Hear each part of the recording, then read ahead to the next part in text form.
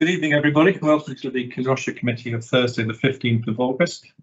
I'll start by introducing some of the people here. On my right is Richard Waters. He's the Vice Convener of the Kinross-shire Committee. I'm Dave Cuthbert, Convener. We have here Lee, who is the Lead Officer. Oh, Danny, who is the Clerk of the Committee. Audrey's come down and is the IT expert. So if anything goes wrong, we know who to blame. Okay. Do we have any apologies? We've got Fran can't make it, so I've noticed from so that's Cleash Community Council can't attend the meeting.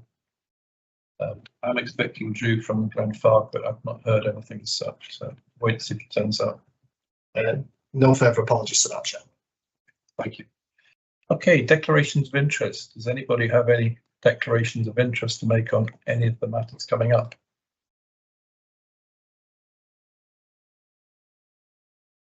No, definitely silence. Okay, so if we move on, the minutes of the meeting of the last meeting in May, are we all content that this is a true and fair reflection of what was said at the meeting? Yeah. Does somebody want to propose in a second, or do we just accept them? Just accept them? Okay. Take those as being accepted then. Outstanding business statement. I don't know if we can show that or whether we're going to show it online. Evening, Drew. Welcome. Grab a chair. Okay, there are 6 items listed as outstanding. The first one, number 5, is now being shown as completed. So we all content on the list. That's the training session on the use of Microsoft Teams. That's the end of it. Didn't content. Okay. The planning enforcement session. I believe that we left with the planning department. Do we have any update on that? Yes, Paul Williamson, one of our colleagues in planning and development, is trying to find a date with the chambers for a PPA-wide session because there are community councils or stakeholders from outside Kinross-shire are interested in the same. So it seems sensible to cover it all together. Okay, are we all happy with that? See any notes of discontent? Okay, the next one was the briefing session from Lisa Simpson. We've been having some discussion about this between the officers and councillors, and what we're proposing is that we have another development type day session, which includes the legal sort of what we can do and what we can't do from Lisa. We've penciled in a date of the 24th of October. We haven't fixed the time yet. I think we're talking about 5 o'clock till 7 o'clock again. I didn't know how people were placed for that, but in essence, the idea of that was to go over the legal side of things, the terms of what the committee can do and so on. Are we all happy that we arranged such a meeting? Yeah, all happy. Discontent, good. So was that 24th of October? 24th of October, probably at 5 o'clock. I would think that would be fine. Yeah, I think the general intention would be to allow Lisa to do the legal bit and talk about the powers of the committee, and then members could then say, okay, on the basis of that, where do you want to focus your time? Okay, we'll need to book a venue, of course, but we won't need hybrid necessarily. Yeah, I think the preference last time was certainly for it to be in person. I think it seems to be a reasonable environment for such a thing like the last one. Yeah, it's just whether it's available, but if we can do it. So that's the 24th of October. Looking concerned, Billy? I've got another thing on that day. Is there any chance I can possibly join in by Teams? If yeah, that's what we're talking about. Making it open to you. Okay, so what should be in front of we'll go ahead and do that. The 5th item was the provision of care in Kinross-shire. That's to do with using council monies to help advertise in newsletters and so on. That's not gone anywhere yet. I still need to raise it better. And in terms of the final one was the Kinross-shire Active Travel Master Plan, and I think we've got Elliot's online, so we're going to cover that tonight. So are we all happy with what's in the outstanding business statement? Yes. Yeah. Okay, moving on. I'm going to pass the lead on the next 2 items to Richard. Just item 5 on your agenda, which Kirsty was kindly agreed to come along and give a presentation on factors on community cycling and some of the progress that's been made recently. believe you've got a slide. I do. And for those of you who are watching online, unfortunately, just with the layout of the camera, it's quite difficult for me to present to you online as well as to the members in the room. So I'm sorry that I'm not going to be addressing the camera directly. That's okay. Do what you like. Thank you for having me. I am Kirstine Ross and I'm the chair of Kinross-shire Trishaws and Community Cycling. We are a charity. We're a SCIO. We're registered with Oscar. And the purpose of my presentation today is to share with you our plans and to identify areas that perhaps we can work cooperatively or collaboratively with PKC and any other organisations. Our aims are around enriching and developing our community. That's what we're all about. It's not really about developing cyclists, it's about developing our community. We have strategic interests in community health and well-being, in tackling climate change, creating employment and contributing to the local economy, increasing active travel, which you're going to speak of later, I know, and also to improve road safety for people on 2 or 3 wheels. And we plan to achieve our goals through the following 7 themes that are shown on the right-hand side of the screen there. And I'm just going to talk you through each of these themes and give you a little bit more information about each one. So the first one that you'll probably know us best for if you live locally is the Trishaws.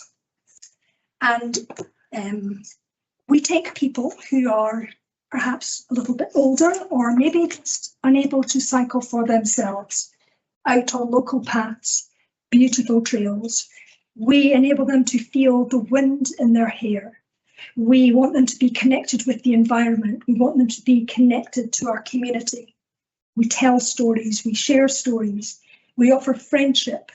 And this is particularly important for some people who are experiencing loneliness or isolation in our community.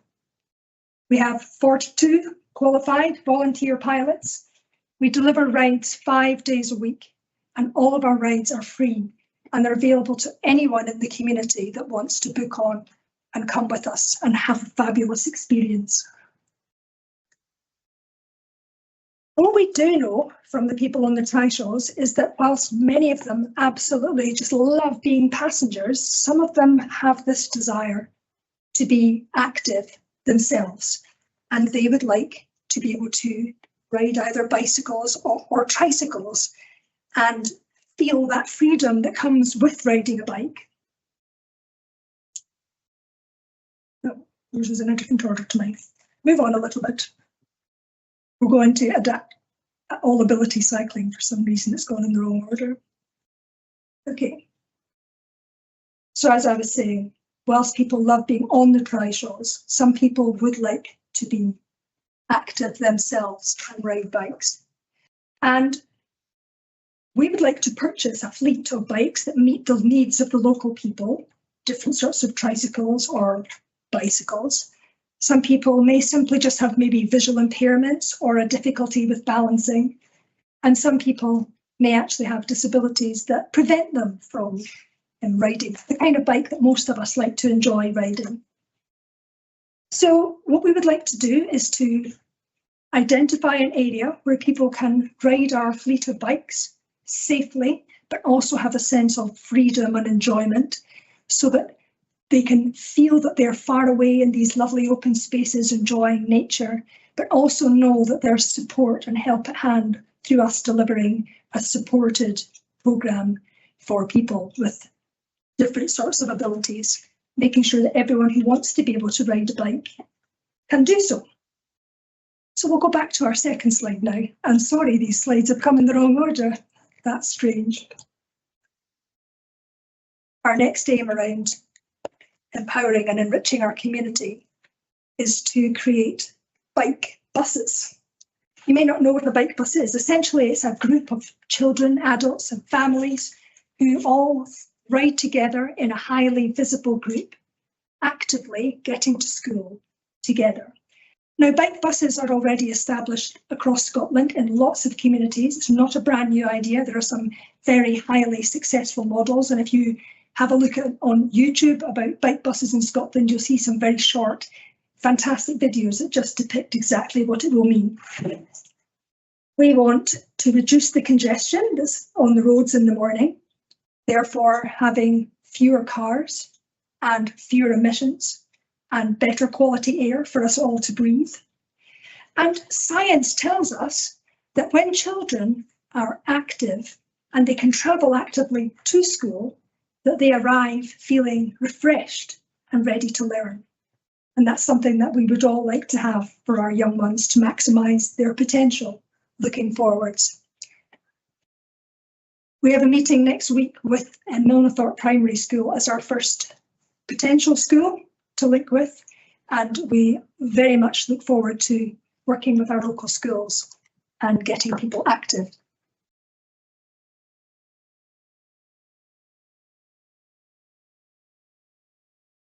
I think it is important to say that we're not trying to create cyclists. It's not about fast racing, lycra, it's none of these things. Community cycling is about engaging people to come together. It can be about improving personal confidence and esteem. It can be about improving mental health or general physical health and fitness. It brings our community together. It develops friendship groups. And we can also address lots of topics as we cycle. We could have menopause cycles, we can have mindfulness cycles, we can look at tackling anxiety or depression and a whole range of different topics as we cycle along in our beautiful countryside. It's about experiencing 2 or 3 wheels at a beautiful, gentle pace where everyone's included, nobody's left behind, nobody's feeling inadequate because they're struggling with the terrain. These rides might start as small as 1 or 2 miles. I'm a British cycling and a Scottish cycling ride leader. Last year alone, I led over 50 rides for women. But there's a chance for us to expand upon just having women's rides. We could have men's rides, family rides, we could have LGBTQI+ rides, rides for anybody and everybody in our society.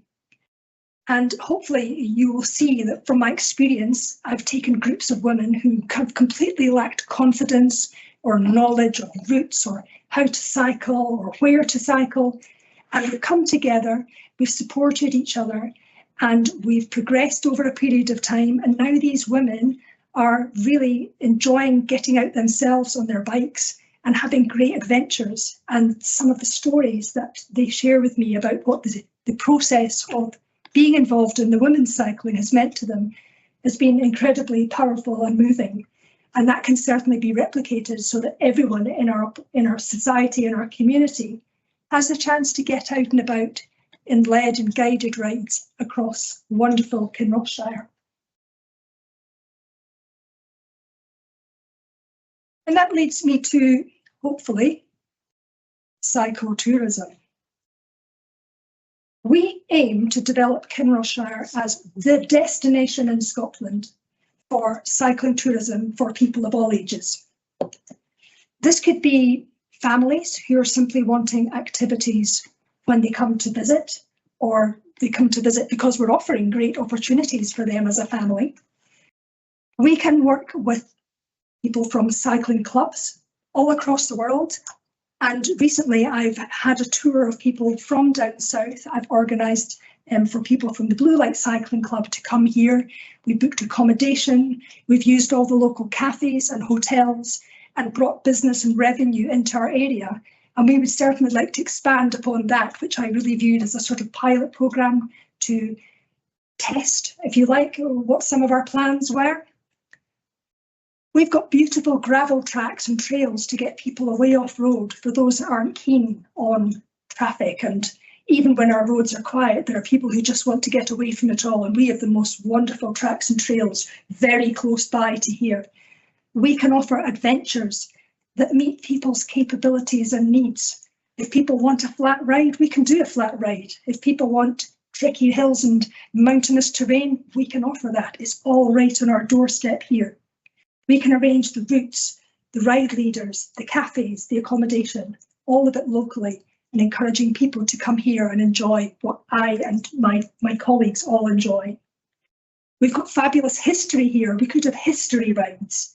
We could have nature rides. We could have photography rides. I suppose the opportunities are kind of endless for us. But we also see this as an opportunity for us to bring income into our charity. We very much see that we need to be a sustainable organisation that stands on its own 2 feet and is able to support all of the other activities that we offer for free, such as our trishaw rides that we mentioned at the beginning.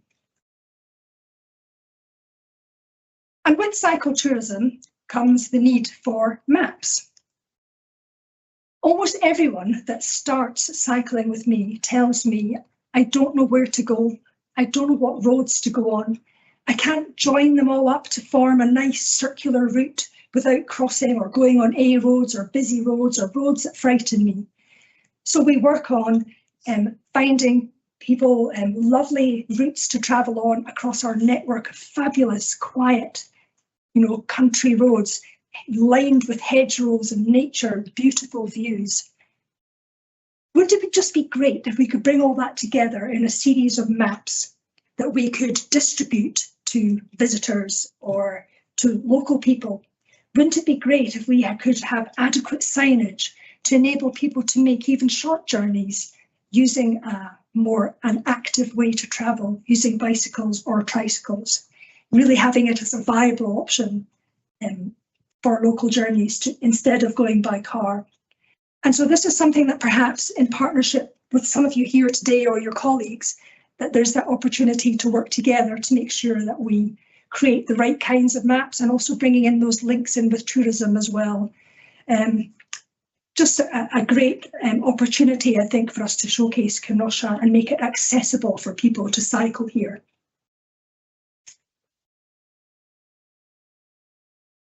And of course, our real aim is that we feel that everybody who wants to should be able to ride a bike. That's people of all ages.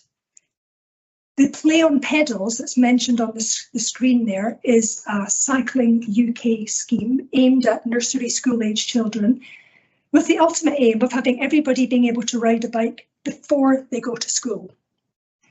I know that some parents find it difficult to teach their children how to ride a bike, and this is something that we as a charity can support local families with. If children turn up at school and they can ride a bike, it makes it easier for them to participate in things like bikeability, which many of our local schools offer. And Play on Pedals is a precursor to bikeability that occurs in schools.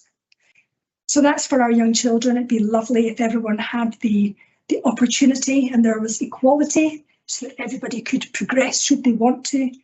And we could lend them bikes so that even people who can't afford to have their own bike could borrow a bike from us so that everybody is included.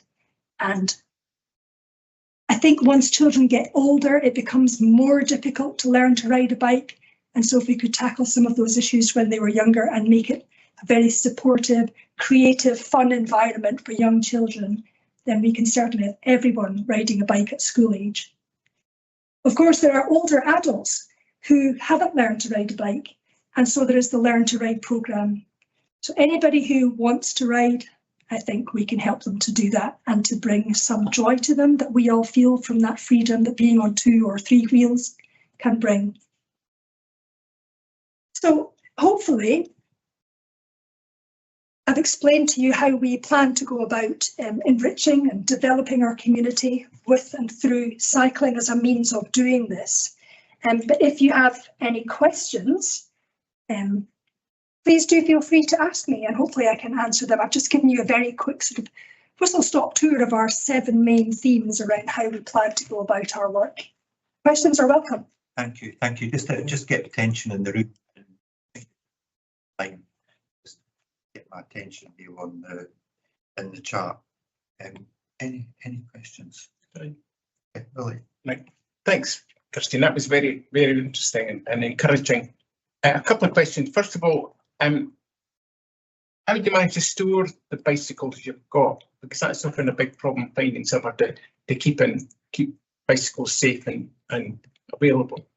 Yeah, good question. We currently have our bikes stored in metal shipping containers, which are adjacent to the health centre. And we've had an electrical power supply fitted there so that we can charge up some of the batteries on the bikes. But we recognise that other bikes, such as adapted bicycles or a small fleet of bicycles to lend to local people, will require us to have further storage space. And that's in our plans, is to make sure that we probably have somewhere close to where we're based just now, to be able to store a few more bikes. But we do recognise that storage is going to be something that we have to deal with fairly soon. The other question, if I may, is you spoke about a bike train for Milford Primary School, which is very good indeed. But from experience, I know that there's no real safe cycle routes from, say, the top of Milford down New Road or even South Street. Now these routes are actually safe for children to cycle, I would suggest primary school children. So how are you going to combat that? Yeah, risk assessment of routes is paramount to doing this. And what some communities have done is they've had short periods of time, 10 minutes or so, where traffic can be held for a few minutes while the bicycles travel along to get to school. That may not be a winner with local people, I don't know. But the whole point of being the bike bus is that where parents would perhaps not let their child cycle alone to ride to school, and I fully appreciate the danger that these roads bring, being a resident of Milnathort and cycling them myself almost every day. The benefit of the bike bus is that it's a group. We're highly visible. It's more obvious for traffic around us. We will train and support the people, the adults that are on the bike bus, because it's not just children, it's adults and families too, how to position themselves on the road, how to position themselves at junctions to make sure that we can get all of the children and families across safely. It's around engaging with the community, ensuring that we have some good community spirit around support for doing this kind of thing, that we have knowledge of when the bike buses are going to take place, that there'll be signage of when and where the routes are going to be.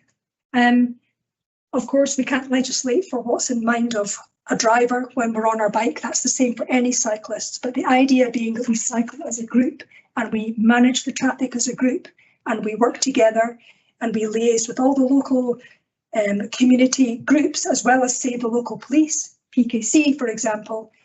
We have to try it. And taking all these things into account and doing some careful risk assessment and planning and trying to choose the right route, we feel that there's a good opportunity for us to be able to deliver this safely. Thank you. Any other questions? I just like to say, Kirsten, it's with Fosway, we'd quite like to get involved with you on this, because one of the things that's come with the Community Development Trust and the Community Action Plan, it's been highlighted about the lack of maps. So that would be something we'd be very happy to sort of maybe have a chat with you about that, because we've identified that we have lots of lovely spaces around Fosway. You do. But no one knows where to go because there's no joined up maps. So that's something we've been looking to project to do. Well, that's exactly what we've identified, the people that we've spoken to and people that have wanted to cycle. So absolutely, we'll definitely love to work with you. Definitely a link in with the next paper as well, and some of the recommendations that you're asking for are also in there as well. So it sort of gives that kind of idea that it's on the right track and everything. I'm glad that's the heritage trail with all the bikes and I able to go all the way around it. Are you talking about the regular kind of two-wheeled bikes, or are you talking about the adapted bikes or the trishaws? The trishaws and adapted bikes really help, but they don't want me two-wheel bikes going around with any trouble. Yep, so the trishaws currently cannot go all the way around the loch, and the reason for that is that there's a couple of bridges, for example, where there's two 90-degree bends, and the trishaws are too long, at 2.5 metres long, to get round these 90-degree bends. We've been very successful in working with tracks, having a few areas widened to enable the trishaws to get a turn, if you like, onto the bridge. That's not necessarily going to happen everywhere.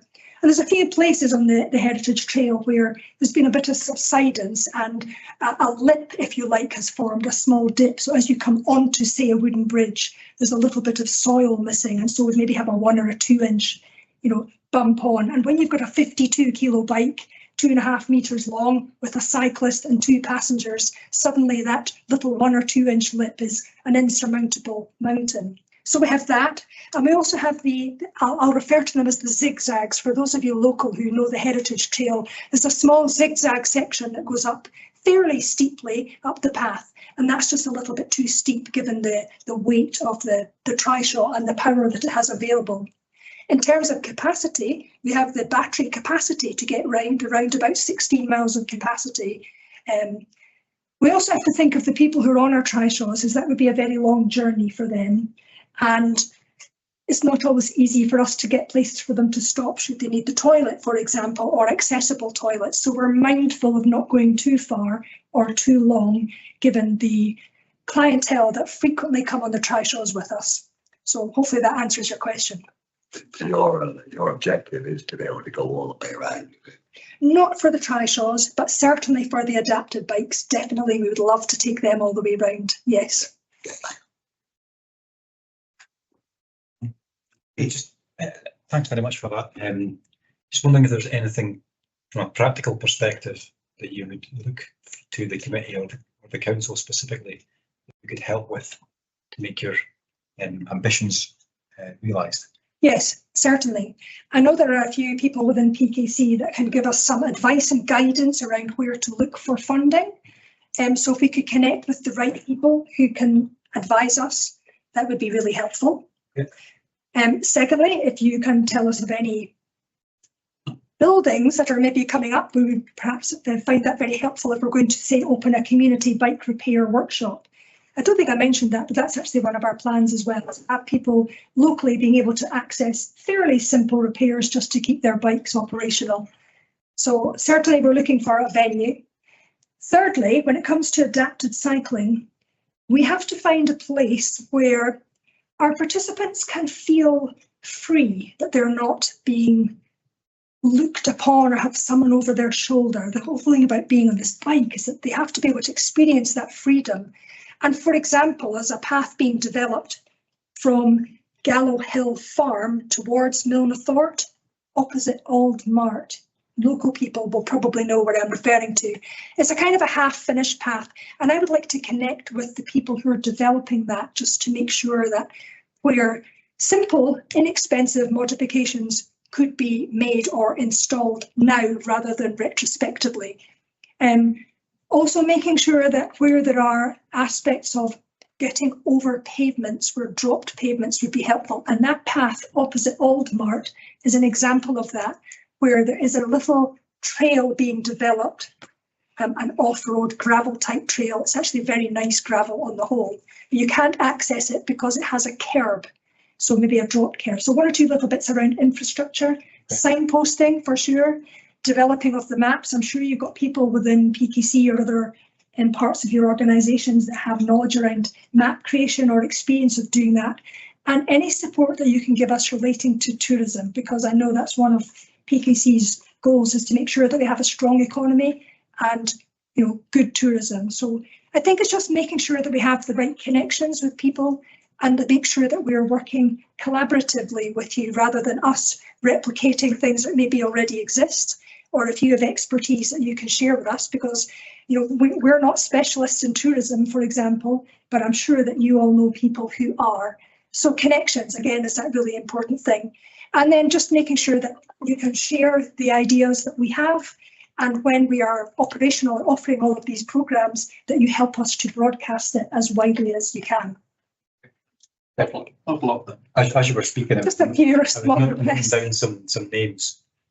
So maybe I think some of the points you make might be answered to some extent later on in the agenda, but there's other bits that I can maybe exchange emails with you afterwards. Okay. Put you in touch with some folk. I'll watch the video for the next part then, because You need Okay. to go, are you able to stay for the next? I'm going actually. Perfect, okay. But you can share me the link to the YouTube video if that's okay. It would be worth you having a look at the active travel master plan, because a lot of what you're saying is on there, and you know, as we look as a committee to prioritise and what should be delivered, you know, I'm pretty sure there's quite a lot within there that can fit into it.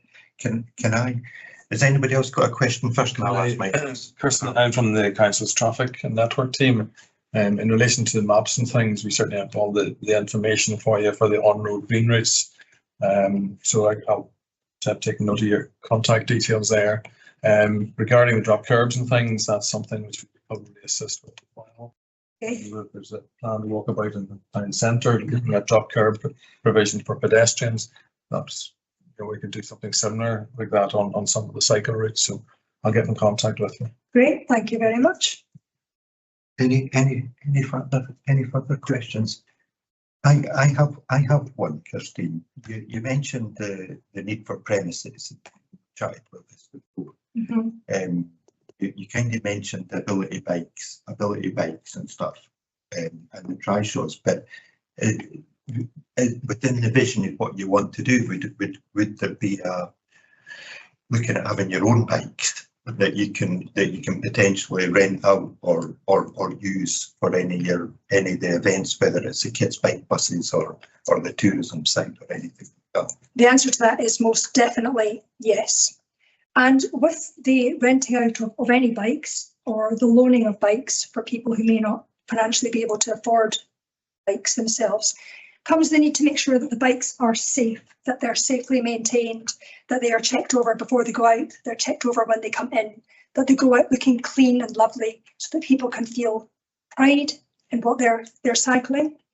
So with that, I also mentioned that we need to be a sustainable charity, and our aim is to have a little community bike workshop, which will be income generating for us, not only to make sure that our own small fleet of bikes, adapted bikes and trishaws continues to be well maintained and safe, which is paramount to this organisation, is that we operate safely, but also to make sure that we offer employability to local people to develop these vocational skills, these Velotech qualified mechanics who can operate on bikes.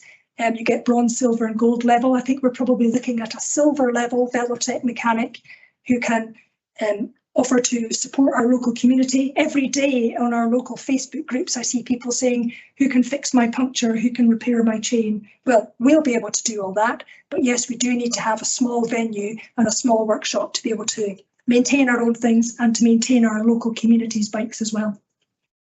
And just one other question for officers. I'm not sure whether Darryl or Elliot may help with this. We know TACTRAN have been given quite a considerable bit of money for a behavioural change, and a lot of what Kirsty's chatting about is a behavioural change element of would fit into that criteria, I think, as well as fitting into that travel plan. What's the best route for Kirsty and the charity's perspective to look at the potential of accessing some of that money through TACTRAN? Would it need to be direct, or can we support it as a council? Would it be? Yeah, happy to come in, Councillor Waters, on that question. So yeah, I think the best we would come through ourselves, we'd be able to facilitate that in terms of kind of putting in a bid towards TACTRAN, because you're right, they have quite a large yearly budget for behaviour change initiatives on specifically active travel. Unfortunately, this financial year has been fully committed to. They've got their pipeline of projects. Some of them are really good, and that'll come out the woodwork hopefully the next couple of weeks, if not months. But for the next financial year, I think they'll be actively looking throughout the whole year leading up to that. So yeah, if you get in touch with the transport planning team, you know, I'll get sight of that email and we can have a discussion and plan something ahead of time. Thank you, Elliot. Dave, you want to come in?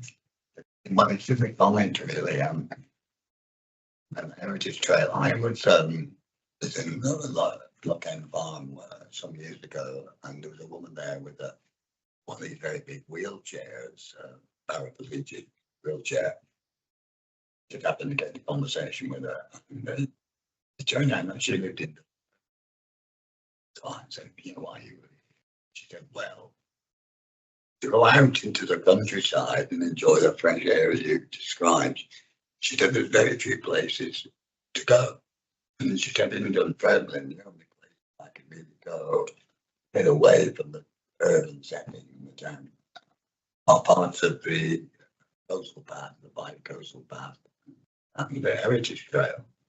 And of course, all the issues come up about curbs and bumps and things like that. And you know, then you realise that very few paths in the general countryside are actually truly accessible for the sort of some of the types of bikes you're talking about, and wheelchairs.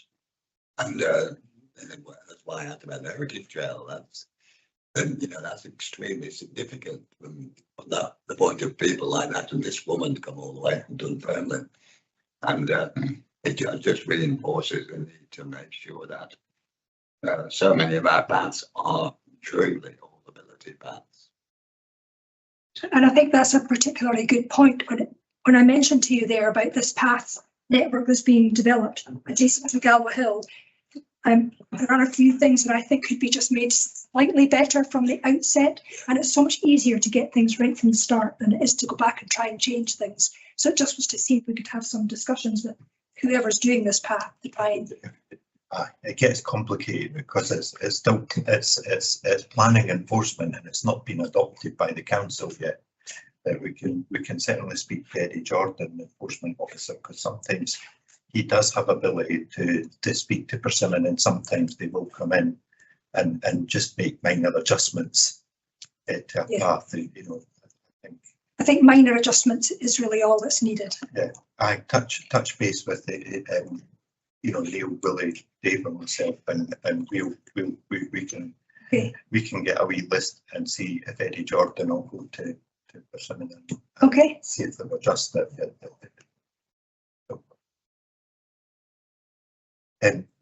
Any other comments or any other? Can I just really clarify, is Glenfarb part of Kinross-shire? Yes, it is. Yeah, Good. it is definitely. Thinking it over. Absolutely. I think it's Glenfarb that's taking over Kinross-shire with it. The 23 bus with the 23 bus and everything. Well, we'll send you an email because we've got the freewheelers in Glenfarb as well, so they'd be interested. A lot of good things going on there. Absolutely. As I mentioned, we're keen to collaborate with any local groups for sure. The question is that, so something that Cus has been talking to us about, and then we've got the active travel plan, and then we're all talking about getting our local place plans in place to go to LDP3. Is it evidence like this that should actually be coming into right now rather than in 6 months' time? How do we get that to happen? We're Dave and myself have been chatting with officers a bit about the LDP and how we can get the active travel stuff, how we can get that into the LDP. There's other parts, and I think a lot of what Christine is doing is a lot of it's in here already from the master plan perspective, but what you're talking about is that detail in there, so it definitely marries up and fits perfectly with that. So that's something we as elected members and hopefully communities as well can get into. Is that maybe making sure that bit gets put into the consultation that we're doing at the moment, the evidence consultation? Yes. I don't think cyclability is on that, is it? I can't remember. There's an awful lot of documents. And Elliot, you would be the best with it because the mobility plan. This would sit with mobility, would it not, Elliot? And that fits. That directly fits in with the LDP stuff as well. Is that right, Elliot? Yeah, absolutely. So the master plan, which obviously we'll shortly get on to, it's got over 40 kind of local interventions which cover a range of things from, as explained, drop curbs, issue of crossfalls, and controlled crossings, etc. So we've got quite a comprehensive plan there of these kind of interventions, as well as some behavioural change initiatives as well, which lines really nicely with the presentation we just had. So that's definitely one strand that we've now got in our locker come later stages of the LDP. But right now there's I don't know too much about it with our LDP team, but there's a live consultation. It's all about their evidence report, and there's parts in there around, there's nothing, it's not standalone to transport, the transport's integrated into the infrastructure report, and there's a place report. So there's opportunities in there to feed in that evidence base and show some of the work we're doing. It's quite an infrastructure focused piece of work. but there is ways in which that could fit in. However, going back again to the Kinross-shire master plan, we do have behavioural change initiatives already in there, and they're quite broad and generic, so we can kind of get into the detail post kind of confirming and finalising the plan. So yeah. Thanks, Elliot. Again, maybe just going back to the discussion about that plan, I just want to make sure that we're not doing something that someone else is already doing. So if you already have things in place in your plans and people appointed to action them, then we're as well to know so that we don't duplicate some of the efforts. I'm not sure it's a high level master plan. Okay. So if you're potentially on some of the behavioural stuff, like buses as a council, and this is Lee's remit, as a council, we're very keen to and get involved with community organisation that's delivering some of that strategic aim we want to deliver as a council. Okay. So it's not in competition. We would I think as a council we're quite good at supporting these. Drew, the Glenfire bus as a council, but we're continually looking what we can do as a council to support that local initiative that's been thought up by individuals locally. It's been driven by individuals and literally driven by individuals, and that kind of method going forward. We need to look at. Well, that's great. I mean, that's really what we hope for, is that our aims matched your aims, and there were ways in which we would work together. So that's very encouraging. The marriage, as Elliot, and I think across the room between that and what's in the master plan, what you said, I think is exciting, and I think it's really good to hear about this initiative locally. And I do want to thank you very much for coming along and sharing it with us. Thank you, everyone on the screen. Thank you as well. Yes, Dave. I was just going to say thank you for coming.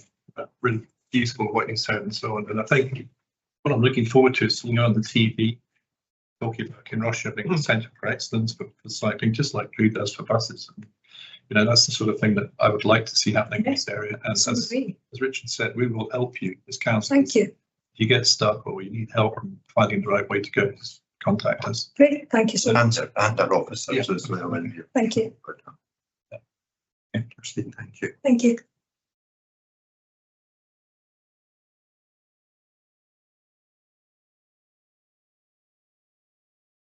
Item 6. Elliot, can I pass over to you, please? Yeah, thanks, Councillor Waters. It's going to be hard to follow up such a great presentation, so I'll do my best, but I'll keep it fairly short and brief because as we discussed, the master plan kind of stands on its own 2 feet. So I'll just give a bit of background to catch everyone up. So essentially, in response to the lack of active travel intervention in Kinross-shire areas, in the Kinross-shire area in TACTRAN's regional active travel master plan, council officers and concerning councillors explored various options to address this gap. So TACTRAN as a regional partner across ourselves, Dundee, and partnering over to Stirling as well. So they're a regional transport partner, and they have developed their own regional master plan, which we fed into. However, there was a bit of a disconnect and there wasn't any schemes that were proposed within the Kinross-shire area, and that's kind of how this project came to life and this work started. So it was eventually agreed in this committee back in February that developing a Kinross-shire kind of local active travel master plan would be a crucial first step in terms of empowering local communities to envision and shape the future of the area. So this work, due to resource constraints, this work was agreed to be carried out by transport planning consultants who we work closely with, who are called ARIP, who deliver a range of similar projects across Scotland.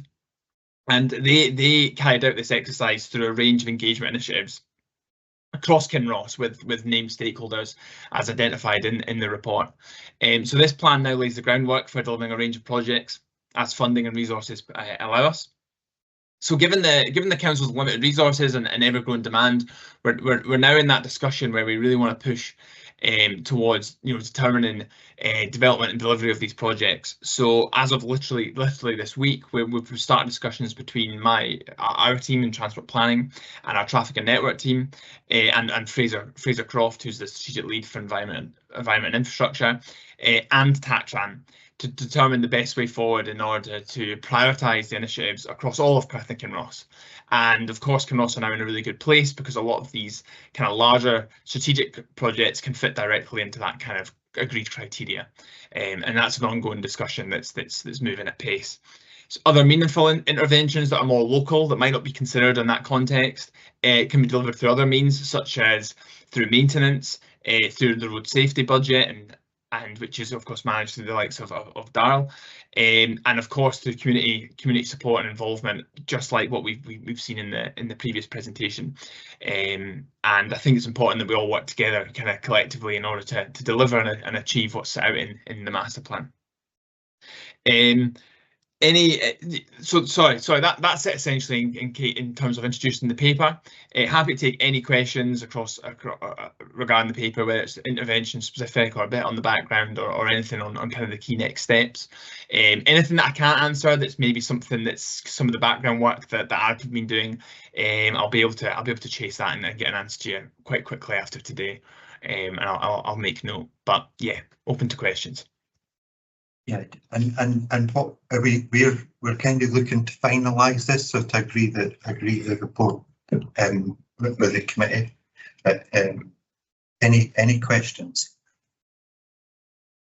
Yeah, got a few questions. I understand this is the final report, but the master plan can be revised periodically, can't it? Because the overall TACTRAN plan is, as I also understand it, regularly revised. Is that correct? Yeah. All of our what will probably happen is, so this report, in terms of the, I suppose the shiny PDF that we're presenting today, will kind of be finalised in a sense. However, the main meat of it, in terms of the initiatives that we're taking forward, they'll be live, and we'll have that in a ready to go kind of an editable format. So yeah, we'll always be looking for new projects that can come in and align with the criteria. So new things can come in, because at the end of the day, a lot of these master plans, long term, we know how much can change over 5-10 years. So we need to be flexible and open to things coming in. So yeah, yes, in short. Just raised the issue of how we got into this situation whereby the Kinross-shire was not included at the beginning in the TACTRAN study. And of course, because that happened, there's discussions which I, with the councillors, had with TACTRANs, and very usefully that this piece of work has now appeared, and I'm pretty satisfied with what's in front of us. But I do want to find out now what went wrong. Why was Kinross-shire forgotten about? Do you know the answer to that?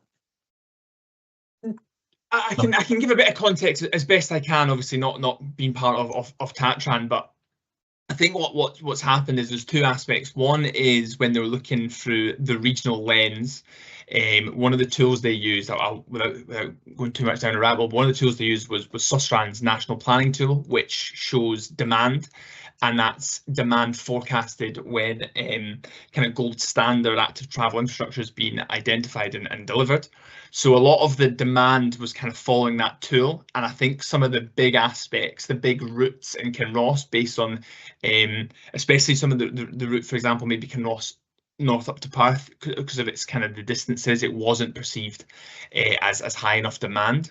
However, we appreciate that there's aspects within that where we want to look into more detail, because there is projects which we think are really beneficial and we've hopefully echoed in the master plan. Another aspect as well, which wasn't considered as much as we would have liked, was the kind of cross-boundary route looking towards heading down to Fife, and that's something we really pushed within our own action plan.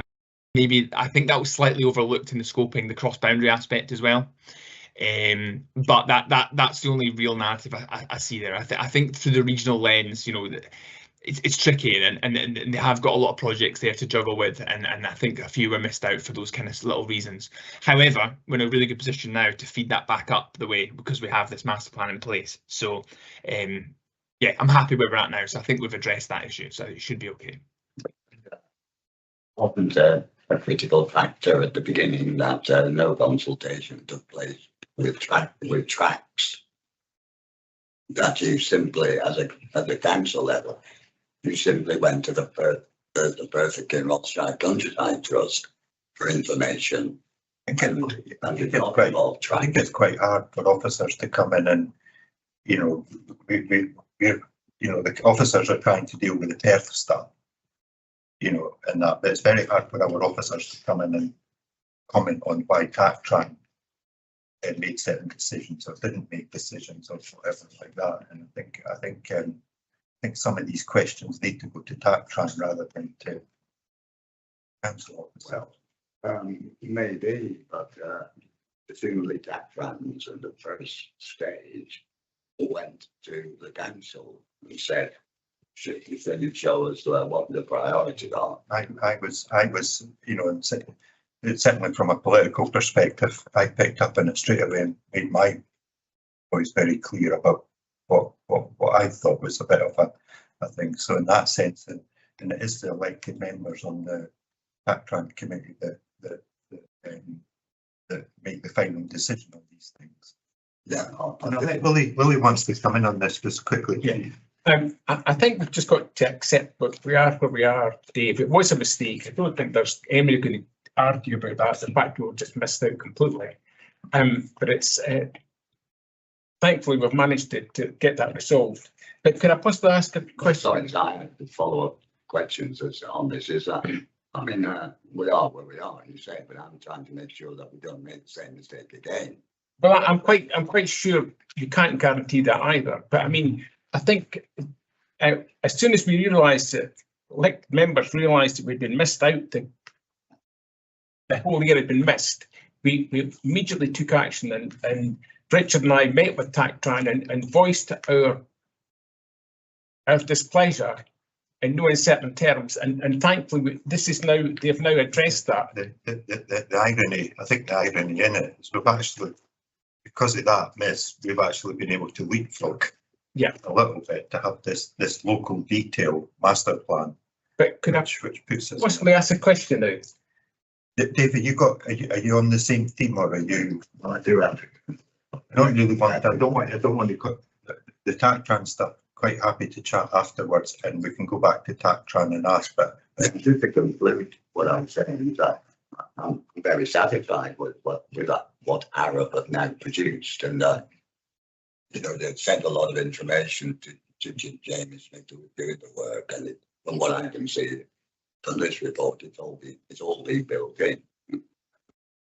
I still can understand it costs an awful lot of time and energy involving our community council to correct the situation. And like what I was at the meeting with TACTRAN with yourselves, I just think there is I think there is a fundamental issue here where this can arise in the future, because of the separation between Perth and Kinross Countryside Trust responsibility to the north and the responsibility of the tracts to the south.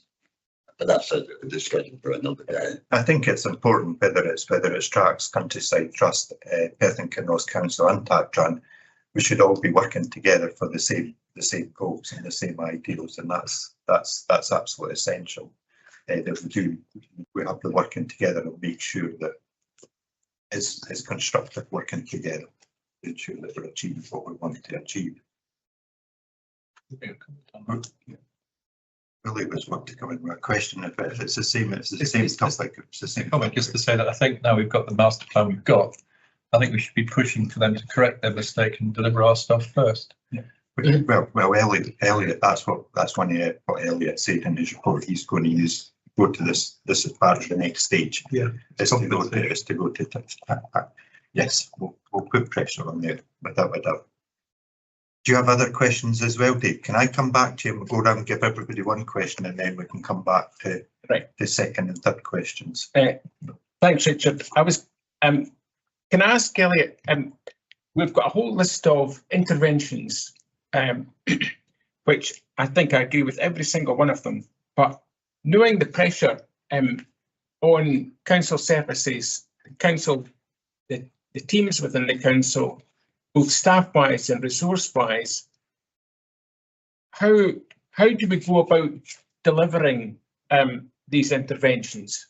because there's nothing worse than producing this fantastic document and it lying and growing and gathering dust somewhere and no real action's been taken. So what assurances can you give me that the interventions will be targeted and delivered?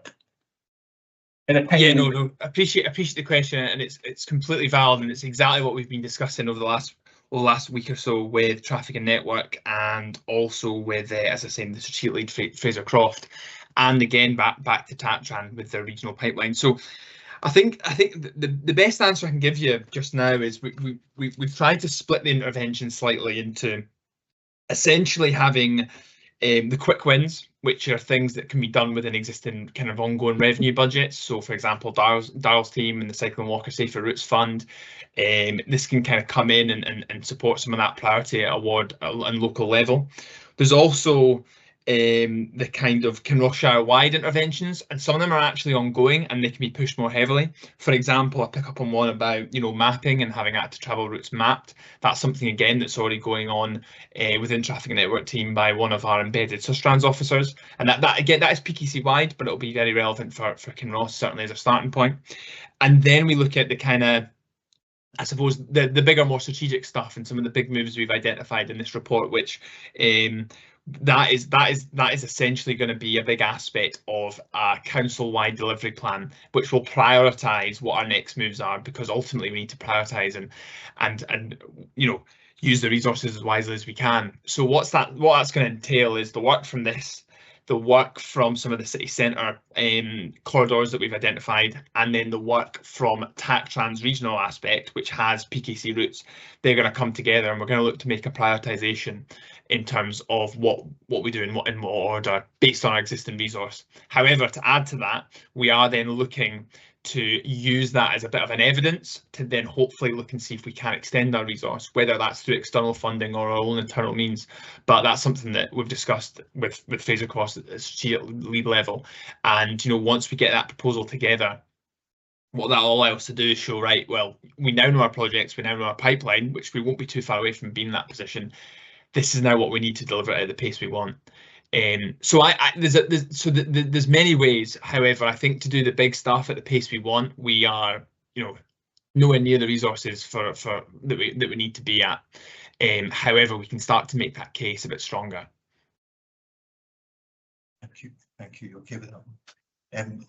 Anyone else? Just the first question. Dave?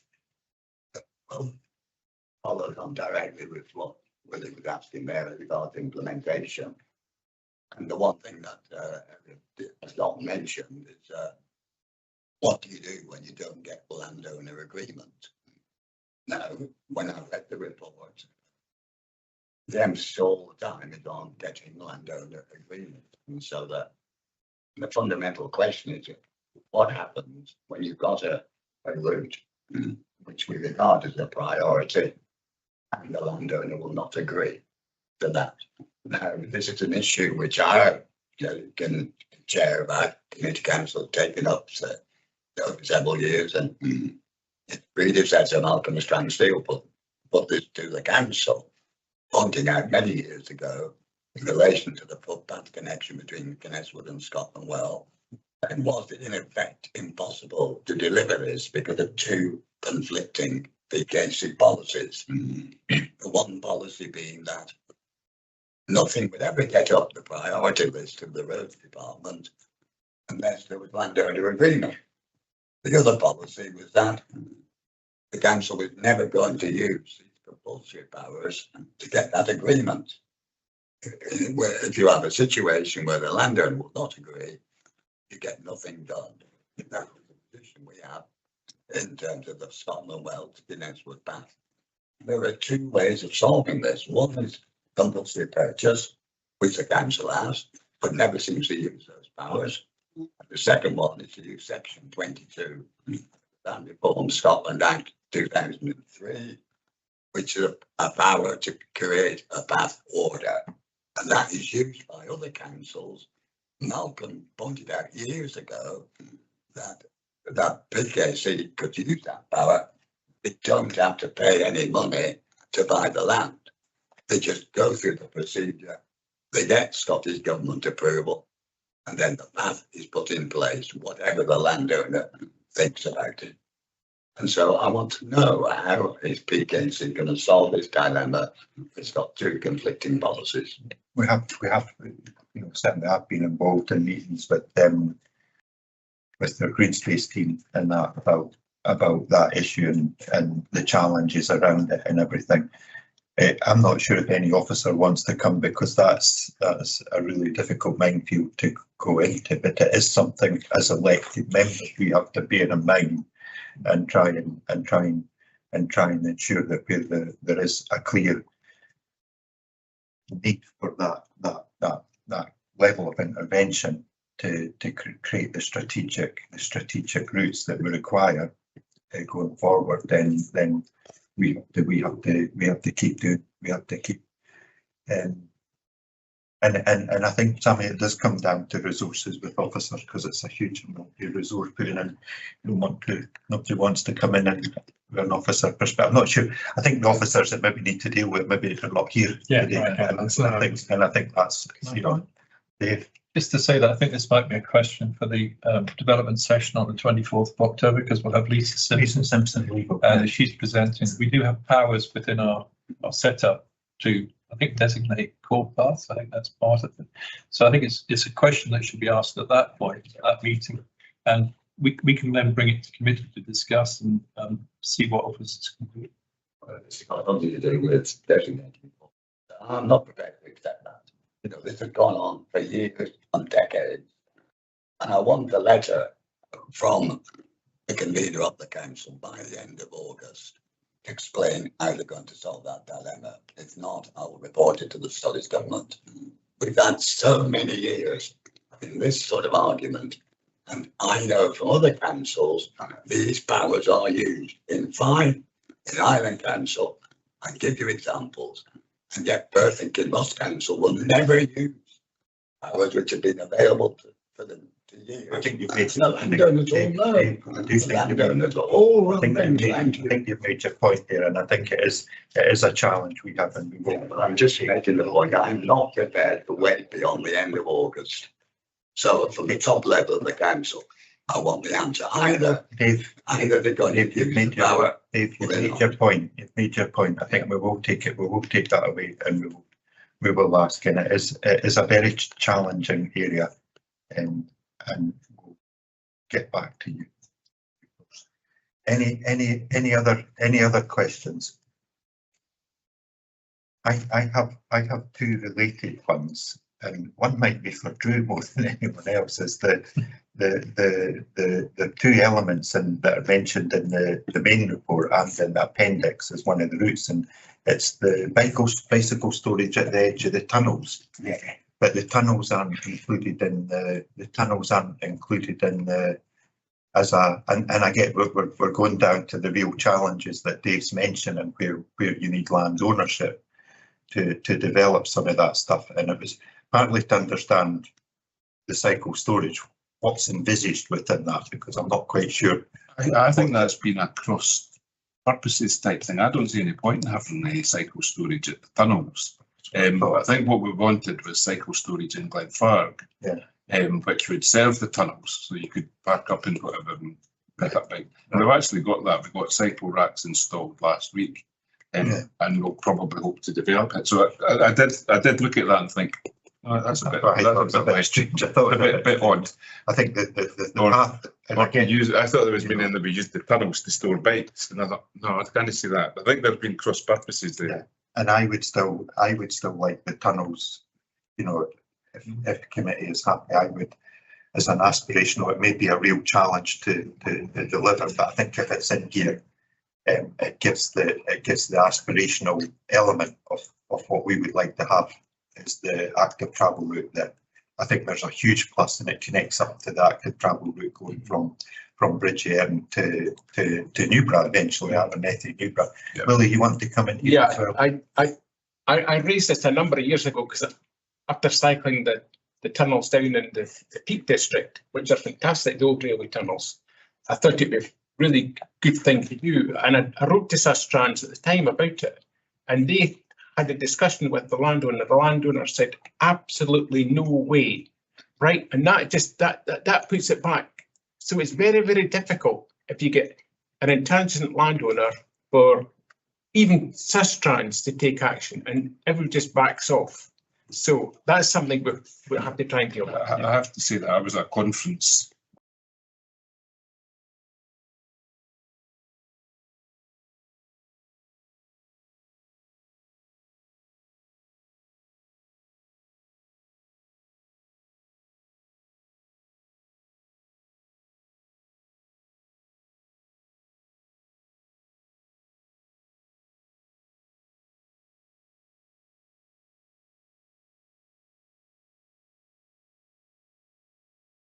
That is the case. That there is legislation allowing for a path creation order to be progressed, but my understanding, and you might not know, Darrell, but we've been trying to create a cycle route linking Comrie to Crieff for donkey's years along the old railway line, and one farmer who feeds his cattle on it just refused point blank, and I think it's still going on yet. Like, they went through a council.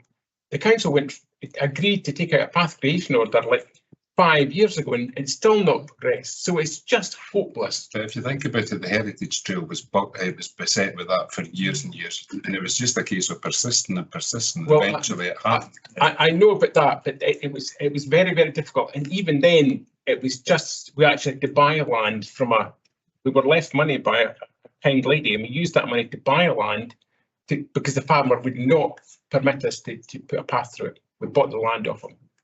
Right, thank you. And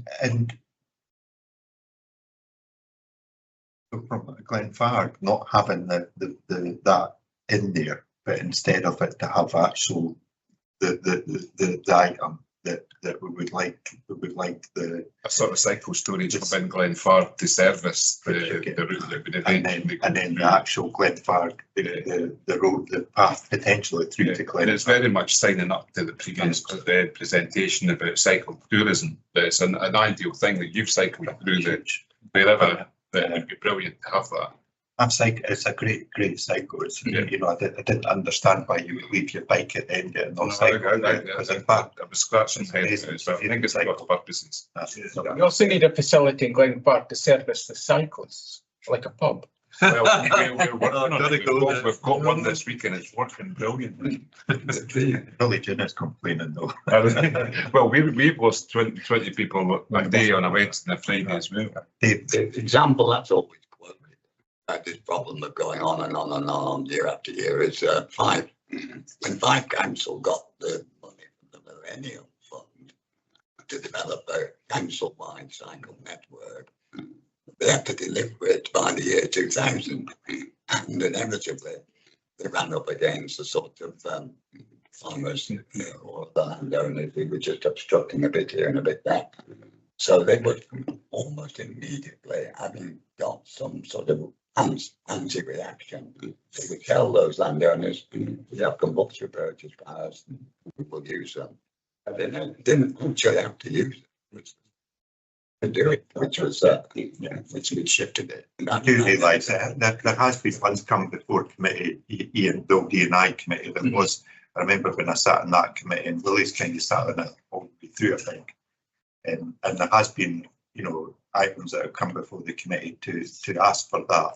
Yeah, that permission from council, i.e. the elected members, to progress that, on the hope that it does put the pressure on. You suggested that we can discuss that in October.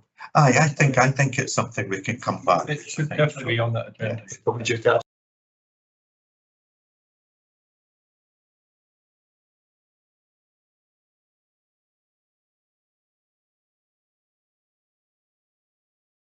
Any other, sorry, Darren. Can I just make a comment in support of what Elliot had said, and partly to answer what Councillor Robertson asked in relation to the various actions within the plan.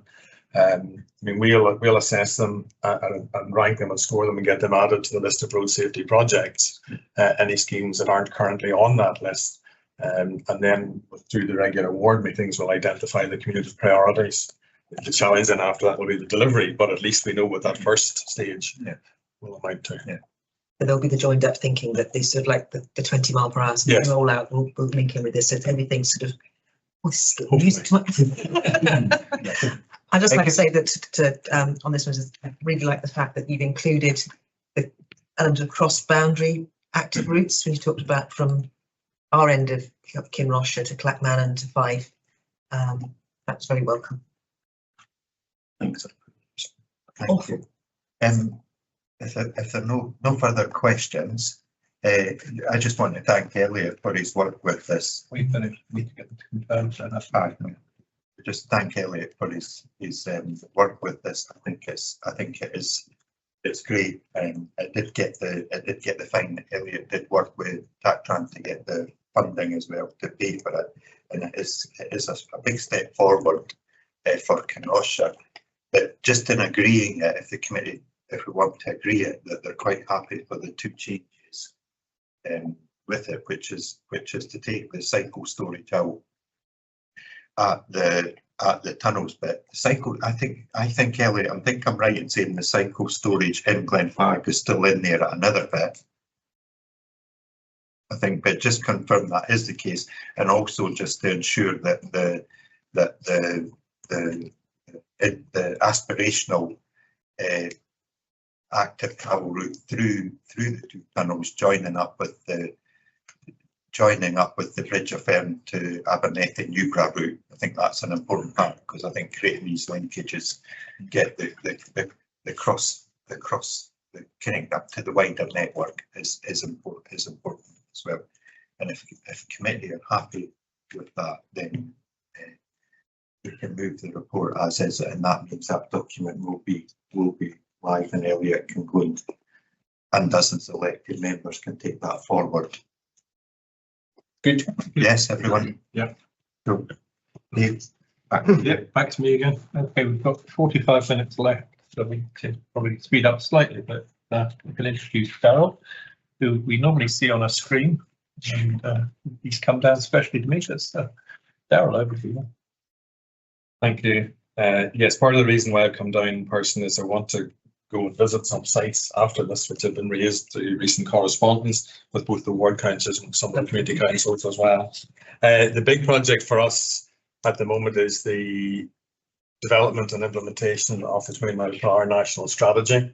This isn't just across Perth and Kinross Council area, but right across the whole of the country. This is an initiative being progressed by Scottish Government.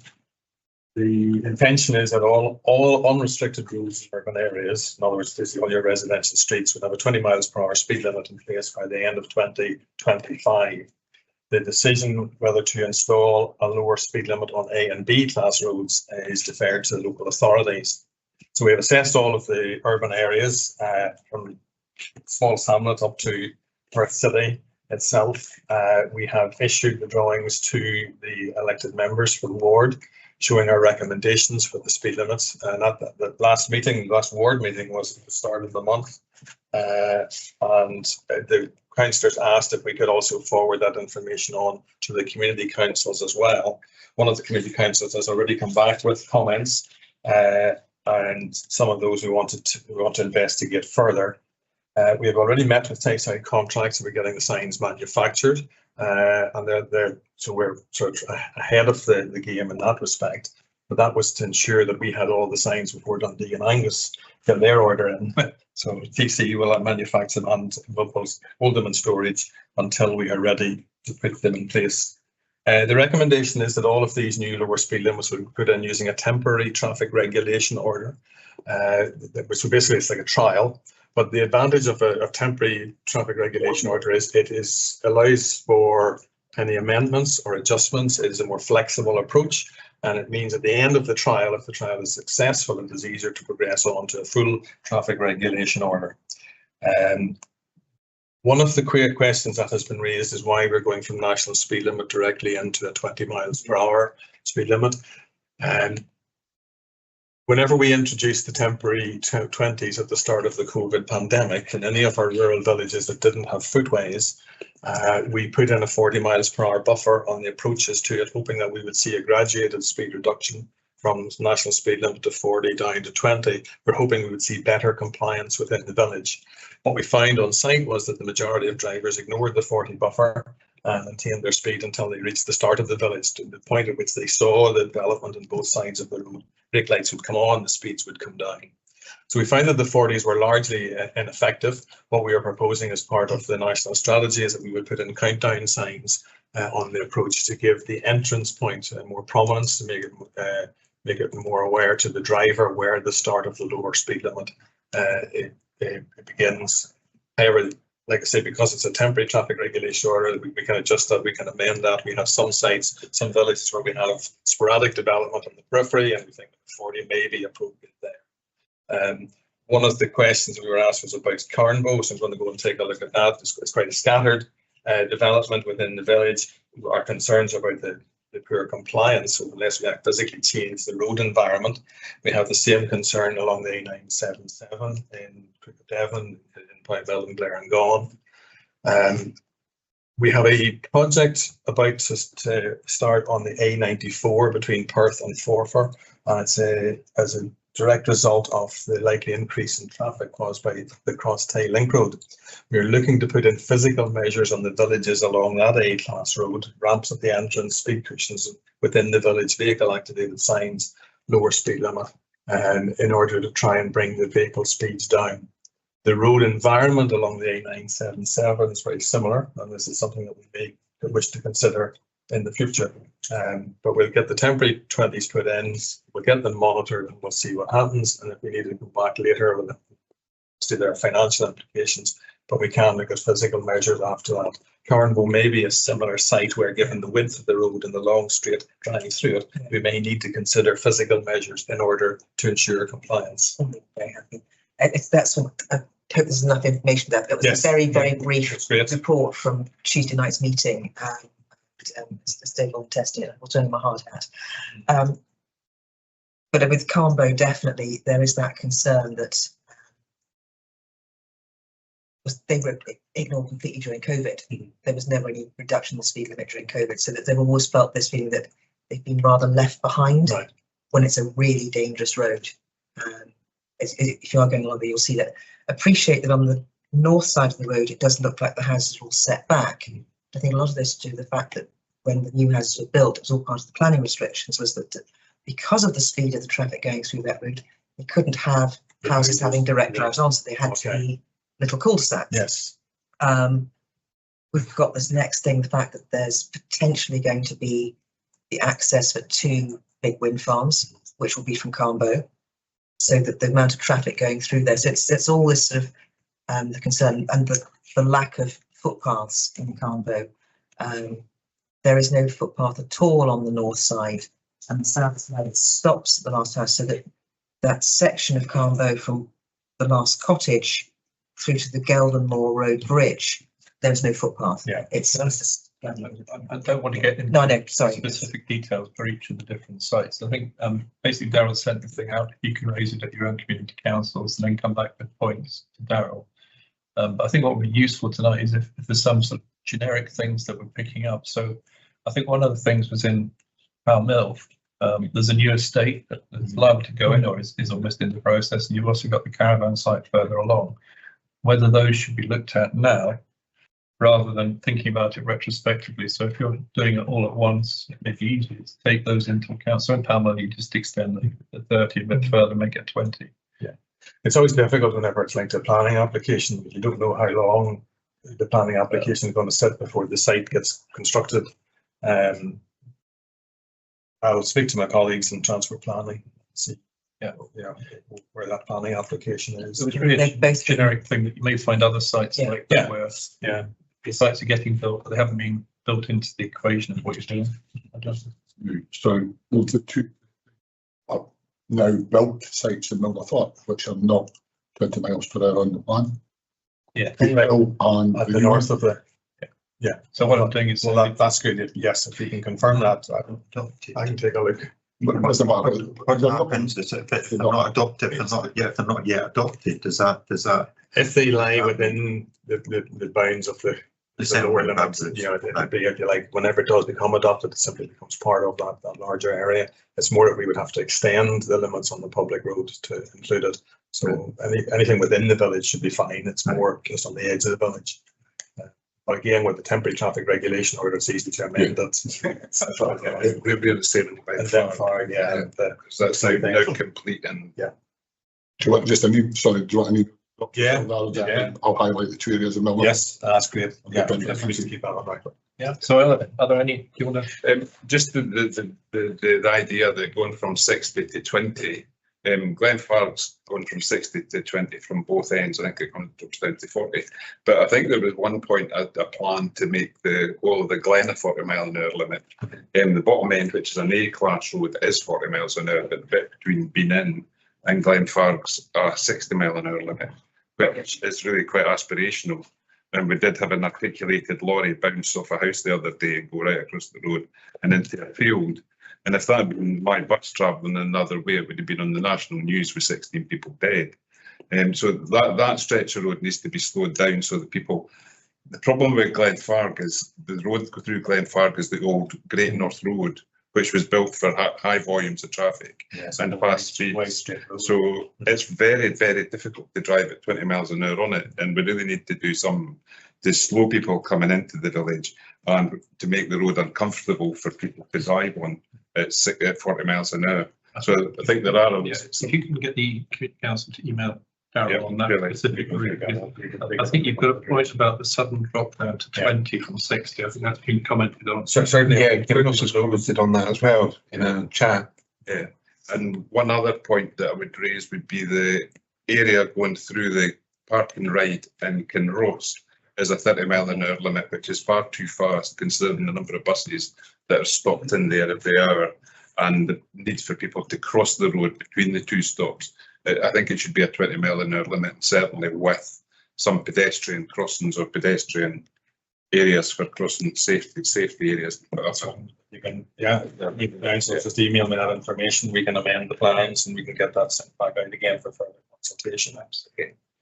So there's a question that came up also at the community council, was that will there be a point when these maps and everything will be in the public domain? Will they be published on the PKC website or?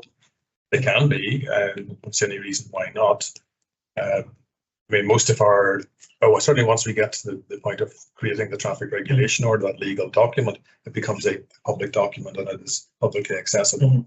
But there's no reason why the community can't have access to that before that, so that everybody's kept informed with what's happening. Link to it, and this is what's happening. Yes. We just printed them off for the meeting. Yeah. We could do, I guess, they're all in folders by ward, and we could provide a link if anybody wanted to access them. Yeah, that's fine. Is there any more questions on that? Okay, and did you want to talk about the parking on the pavement stuff? I mean, that's obviously the next phase. Yes, the pavement parking bill, which is currently in power, Kinross Council haven't been enforcing it yet. We have been assessing those streets where there may be a problem, where the route is wide, where the route is narrow, the footway is narrow, and at the moment, if vehicles were to move off the footway into the carriageway, they would effectively be blocking the road. Scottish Government's position is that there shouldn't be any exemptions to the pavement parking bill. It's been put in to promote pedestrian safety, but they do recognise that there are sites where it's likely to be a problem. My colleague in the traffic and network team, Blair Watts, has been leading this project, and Blair has been working with the consultant on site assessing the potentially problematic locations. The intention would be that we would have the temporary traffic regulation order in place so that if we needed to put in yellow lines to remove some of the parking, we could do so. We don't want to go in and put the yellow lines down unnecessarily, but it would be good to have those documents ready just in case they were needed. And that would eliminate the parking on the street, but looking at it from the other, there may be streets where we may have to grant an exemption where there is no suitable alternative location for people to park, and we may have to permit residents to park there. If that was the case, we need to sign some of those streets to let the drivers know that their pedestrians are in the carriageway. Meetings have been set up with the elected members to go through all the drawings ward by ward. And the intention is, so the plan timescale is that in October time, it would be a soft launch, which would involve a lot of publicity, and then the enforcement would take place after that, probably from November onwards. So when can those maps be sent out, or the plans be sent out to the council? Well, probably similar to the 20 miles per hour speeding. There's probably no reason why they can't. If we want, I can ask Blair to, like I've done in the 20s, we just ask them to send them out to the community council. That works If Yeah. you know, if so you'll get the feedback from them, and then if the councillors are happy with that, if the committee are happy, then right, I'll take that as an action point. Again, we're really quite supportive of getting the cars onto the road because it slows the traffic down and makes it safer for pedestrians to walk on pavement. So yeah, it narrows that big wide road by having that car. Any other questions or comments? Hey, we could found both if you like. Wear a hard hat while you're there, just in case they come out and find you. Well, the other side is going to I was back alone in Melnith North as well. Yeah, I think that's a good. Okay, thank you, Darren. Thank you for coming. The next issue, or the next thing on the agenda is grow wild. We've got about half an hour and then cover as well. So we're going to pass to Rich and to Leslie Ann Cassidy is part of the Green Space team, in charge of the grow wild for Perth and Kinross. And I'll let you get on with it. Okay, thank you.